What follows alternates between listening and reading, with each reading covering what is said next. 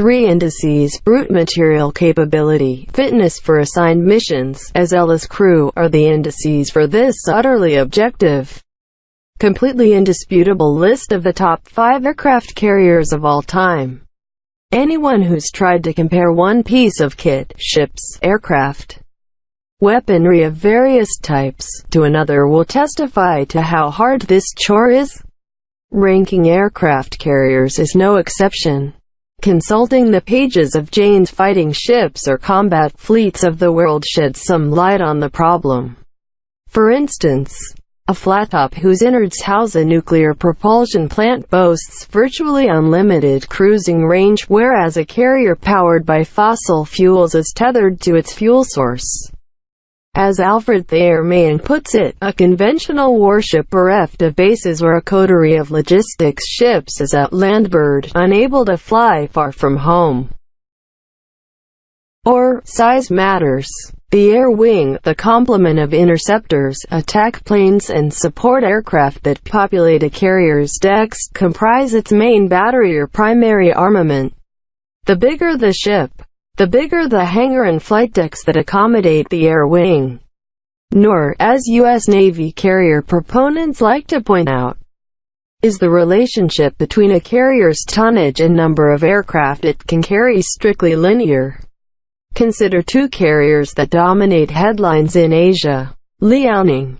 The Chinese Navy's refitted Soviet flat-top displaces about 65,000 tons and sports 26 fixed-wing combat aircraft and 24 helicopters.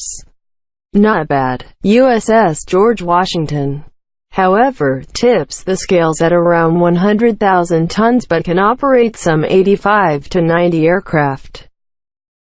And the disparity involves more than raw numbers of airframes. George Washington's warplanes are not just more numerous but generally more capable than their Chinese counterparts. U.S. flat-tops boast steam catapults to vault larger, heavier-laden aircraft into the wild blue. Less robust carriers use ski jumps to launch aircraft. That limits the size, fuel capacity, and weapons load, and thus the range, flight times and firepower, of their air wings.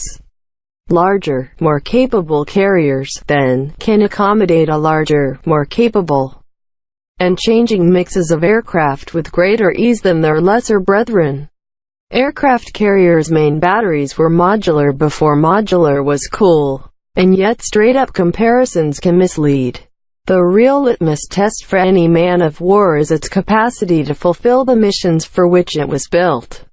In that sense, George Washington, a nuclear-powered aircraft carrier, may not be superior to USS America, the U.S. Navy's latest amphibious helicopter carrier, or to Japan Maritime Self-Defense Force helicopter destroyers, aka light aircraft carriers, despite a far more lethal air wing and other material attributes. Nor do carriers meant to operate within range of shore-based fire support, tactical aircraft, anti-ship missiles, necessarily need to measure up to a Washington on a one-to-one basis. Land-based implements of sea power can be the great equalizer. Like any weapon system, then, a great carrier does the job for which it was designed superbly. And lastly, there's no separating the weapon from its user. A fighting ship isn't just a hunk of steel but a symbiosis of crewmen and material. The finest aircraft carrier is one that's both well suited to its missions and handled with skill and daring do when and where it matters most.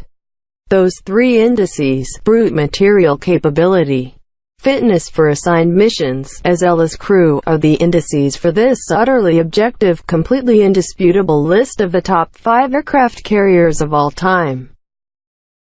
5. USS Midway, CV-41, now a museum ship on the San Diego waterfront. Midway qualifies for this list less for great feats of arms than for longevity, and for being arguably history's most versatile warship. In all likelihood she was the most modified. Laid down during World War II, the flat-top entered service just after the war.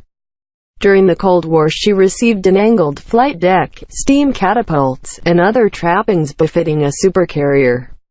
Indeed, Midway's service spanned the entire Cold War, winding down after combat action against Saddam Hussein's Iraq in 1991. Sheer endurance and flexibility entitles the old warhorse to a spot on this list. 4. USS Franklin, CV-13. If Midway deserves a place mainly for technical reasons, the Essex-class carrier Franklin earns laurels for the resiliency of her hull and fortitude of her crew in battle. She was damaged in heavy fighting at Leyte Gulf in 1944. After refitting at Puget Sound Navy Yard, the flattop returned to the Western Pacific Combat Theater in March 1945. Having ventured closer to the Japanese home islands than any carrier to date, she fell under surprise assault by a single enemy dive bomber. 2 semi-armor-piercing bombs penetrated her decks. The ensuing conflagration killed 724 and wounded 265, detonated ammunition below decks, and left the ship listing 13 degrees to starboard. 106 officers and 604 enlisted men remained on board voluntarily, bringing Franklin safely back to Pearl Harbor and thence to Brooklyn Navy Yard. Her gallantry in surviving such a pounding and returning to harbor merits the 4th position on this list. 3. Akagi. Admiral Chuichi Nagumo's flagship serves as proxy for the whole Pearl Harbor Strike Force, a body composed of all 6 Imperial Japanese Navy (IJN) frontline carriers and their escorts. Nagumo's was the most formidable such force of its day. Commanders and crewmen, moreover, displayed the audacity to do what appeared unthinkable: strike at the U.S. Pacific Fleet at its moorings thousands of miles away. Extraordinary measures were necessary to pull off such a feat. For example, freshwater tanks were filled with fuel to extend the ship's range and make a trans-Pacific journey possible, barely. The Pearl Harbor expedition exposed logistical problems that plagued the IJN throughout World War II. Indeed, Japan's Navy never fully mastered the art of underway replenishment or built enough logistics ships to sustain operations far from home. As a result, Nagumo's force had too little time on station off Oahu to wreck the infrastructure the Pacific Fleet needed to wage war. And, admittedly, Akagi was lost at the Battle of Midway. Not many months after it scaled the heights of operational excellence. Still, you have to give Akagi and the rest of the IJN task force their due. However deplorable Tokyo's purposes in the Pacific, her aircraft carrier force ranks among the greatest of all time for sheer boldness and vision.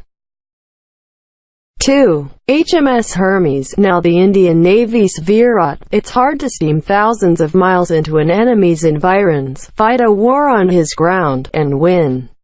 And yet the Centaur-class flat-top Hermes, flagship of a hurriedly assembled Royal Navy task force, pulled it off during the Falklands War of 1982. Like Midway, the British carrier saw repeated modifications, most recently for service as an anti-submarine vessel in the North Atlantic. Slated for decommissioning, her air wing was reconfigured for strike and fleet air defense missions when war broke out in the South Atlantic. For flexibility, and for successfully defying the Argentine contested zone, Hermes rates second billing here. 1. USS Enterprise, CV-6. Having joined the Pacific Fleet in 1939, the Yorktown-class carrier was fortunate to be at sea on December 7, 1941, and thus to evade Nagumo's bolt from the blue. Enterprise went on to become the most decorated U.S. Navy ship of World War II, taking part in 18 of 20 major engagements of the Pacific War.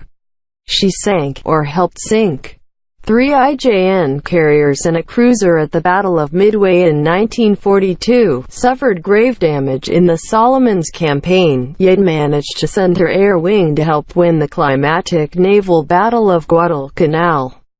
and went on to fight in such engagements as the Philippine Sea, Leyte Gulf, and Okinawa. That's the stuff of legend. For compiling such a combat record, Enterprise deserves to be known as history's greatest aircraft carrier.